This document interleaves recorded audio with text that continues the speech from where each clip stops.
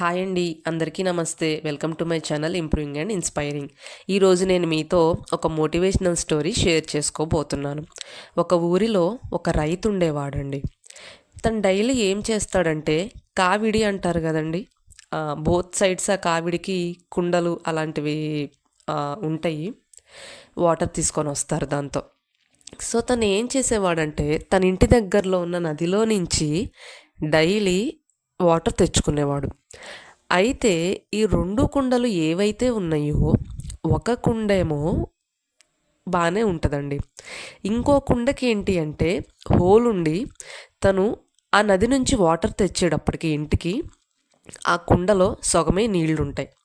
So daily చూసి చూసి ఆ కుండ ఆ రైతుని అడుగుతుంది, నువ్వు ఇంటికి వచ్చేటప్పటికి నేను హాఫ్ అమౌంట్ ఆఫ్ వాటరే నీకు ఇవ్వగలుగుతున్నాను, అయినా ఎందుకు నువ్వు నన్ను మార్చకుండా నన్నే వాడుతున్నావు అని అడుగుతుంది.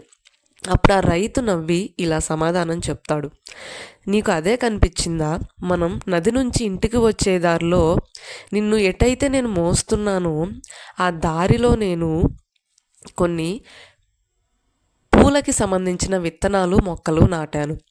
డైలీ నిన్ను తీసుకొచ్చే క్రమంలో నీ ఏదైతే హోల్ పడుందో నీకు, ఆ హోల్లో నుంచి వచ్చే వాటర్ అంతా ఆ విత్తనాల మీదుగా పడి ఇప్పుడు మంచి మంచి పూల మొక్కలుగా తయారయ్యాయి. నాకు డైలీ పూలు ఇస్తున్నాయి, నేను గుడికి తీసుకెళ్తున్నాను, నా ఇంట్లో డెకరేషన్కి వాడుకుంటున్నాను అని చెప్తాడు. దీని నుంచి మోరల్ ఏంటి అంటే, మనకి ఏదైనా ఇంపర్ఫెక్షన్ ఉన్నంత మాత్రాన మనం ఏమీ బాధపడాల్సిన అవసరం లేదండి. మన పర్పస్ మనకు ఉంటుంది. అలానే ఆ కుండకి హోల్ ఉంది అని ఆ కుండ బాధపడింది, కానీ దాని నుంచి ఎంత అందమైన పూల మొక్కలు పెరిగాయో, దాని నుంచి ఎంత అందమైన పూలు వచ్చాయో అది అర్థం చేసుకొని చాలా సంతోషపడుతుంది.